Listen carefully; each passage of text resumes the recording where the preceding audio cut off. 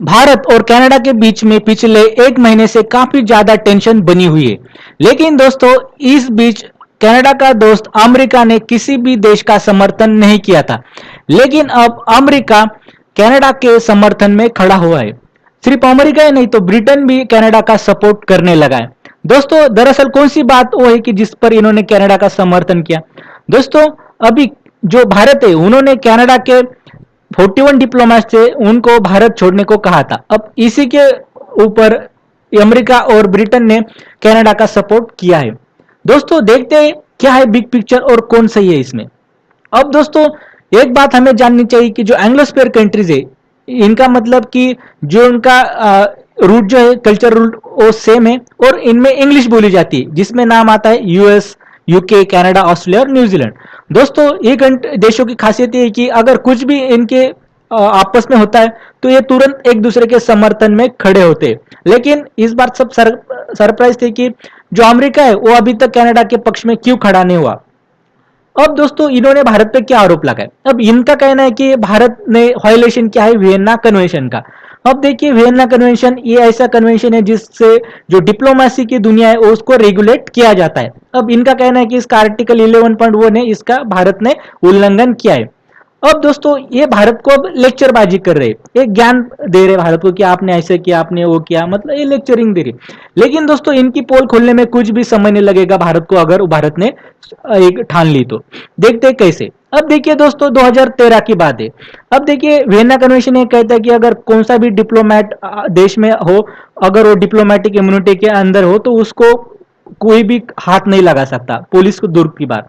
लेकिन उन्होंने 2013 में भारत की जो इंडियन फॉरेन सर्विस के ऑफिसर है, वहां की काउंसिलर ऑफिसर थी देवयानी खोब्रागड़े, इनका अरेस्ट कर दिया था डायरेक्टली। तो देखिए दोस्तों, ये बात करते हैं कि भारत ने निकाले डिप्लोमेट, तो ये वियना कन्वेंशन का नाम से भारत को लेक्चर कर रहे, लेकिन खुद तो फॉलो नहीं करते। जब देवयानी खोब्रागड़े इनका अरेस्ट हुआ था तब कहा गया था वियना कन्वेंशन। अब देखिए, यूएस की पोल खोलने के बाद देखते अब यूके का हाल क्या है। अब देखिए दोस्तों, इसी साल में कुछ महीने पहले प्रो खालिस्तानी एक प्रोटेस्ट हुआ था लंदन में। अब देखिए, वहां पे जो भारत की एम्बेसी है उसके सामने प्रोटेस्टर खड़े हुए थे और बाद में कुछ एक दो प्रोटेस्टर तो भारत की एम्बेसी पर भी चढ़ गए थे। अब देखिए, इनकी रिस्पॉन्सिबिलिटी नहीं है कि भारत की जो मिशन है उसको सिक्योरिटी देना। तब कहा गया था इनका वियना कन्वेंशन। तो देखिए दोस्तों, इनका डबल स्टैंडर्ड है, ये दूसरे को लेक्चरबाजी करेंगे लेकिन खुद तो कभी इस कन्वेंशन को मानेंगे नहीं। अब देखिए दोस्तों, भारत की क्या इस पर रुख है। अब देखिए, भारत ने वियना कन्वेंशन वगैरह किसी का उल्लंघन नहीं किया। भारत के जो परराष्ट्र मंत्रालय, विदेश मंत्रालय, इसने भी ये साफ किया है।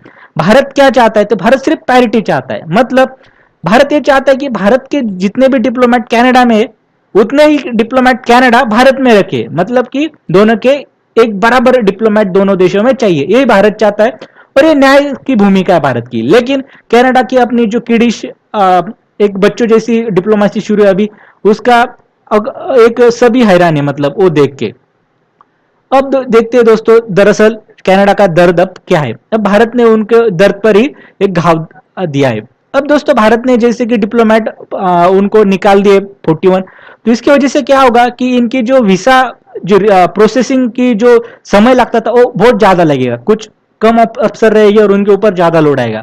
और भारत ने ऐसे जगह से डिप्लोमेट उनको निकालने को कहा, वो जगह है चंडीगढ़, मुंबई, बेंगलोर। इसी जगह से काफी ज्यादा जो वीसा है वो रिक्वेस्ट आती है। अब देखिए, अगर ऐसा यहाँ पे इनको डिले लगता है तो क्या होगा कि लोग क्या करेंगे अगर बहुत ज्यादा वीसा लगने लगा, क्योंकि देखिए एडमिशन करने के लिए एक फिक्स विंडो होती है, तो ये दूसरे देशों की तरफ जाएंगे जैसे यूके, ऑस्ट्रेलिया, जहां से तुरंत वीसा मिलता है, और वो देशों में चले जाएंगे। और खास करके स्टूडेंट प्रेफर करेंगे।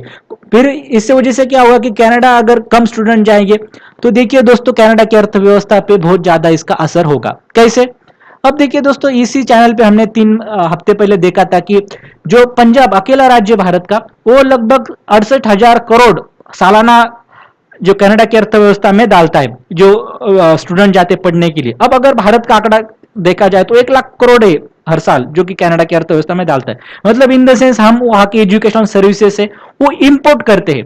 अब देखिए, इतना बड़ा अगर अमाउंट कनाडा मिस होता है कनाडा से, तो देखिए उनका जो एजुकेशन सेक्टर है वो कोलैप्स हो जाएगा। क्यों? क्योंकि देखिए उनके यहाँ जो स्टूडेंट है लोकल, उन जो कैनेडियन सिटीजन है, उनको एक सब्सिडाइज एजुकेशन है, फ्री एजुकेशन है, और भारत के बाहर के जो स्टूडेंट आते हैं उनसे हेवी फीस लगाते और फिर इनकी सब्सिडी वो उधर देते। अगर भारत से स्टूडेंट नहीं जाएंगे तो भारत के स्टूडेंट लगभग देखिए 30% है इनके। अब इतने ज्यादा स्टूडेंट कम हो जाएंगे तो इनकी यूनिवर्सिटी का बजट जो है वो क्रंच हो जाएगा, फाइनेंशियल इंस्टेबिलिटी भी उनकी यूनिवर्सिटी में आ सकती है। और चाइना ने सॉरी कनाडा ने ये सोचा नहीं था कि भारत ऐसा जवाब देगा, हमें इतना इसका लॉस हो सकता है। अब इसी के लिए इनका देखिए रोना धोना शुरू है कि उन्होंने अभी डायरेक्ट भारत इन पर फाइनेंशियल स्ट्राइक एक तरह से कर रहा है। और दोस्तों इनके सिर्फ भारत के साथ ही इनकी 36 का आंकड़ा ऐसा नहीं है, तो ये चाइना के साथ भी इनकी जमती नहीं। अभी 3 दिन पहले देखिए जो चाइना है, इस इनकी एयर स्पेस थी, इसके इसका वायलेशन क्या, कनाडा के जो कुछ प्लेन थे, इससे चाइना भी गुस्से में। अब देखिए अगर चाइना भी भारत को देखकर अगर ऐसे कुछ स्टेप ले तो देखिए इनकी जो एजुकेशन सेक्टर स्पेशली उनकी तरफ देखा जाए तो 30% तो स्टूडेंट है वो लगभग भारत से आते हैं, और बाकी के कुछ स्टूडेंट है वो चाइना से आते हैं, मतलब 60% दोनों देशों से इनके स्टूडेंट आते हैं।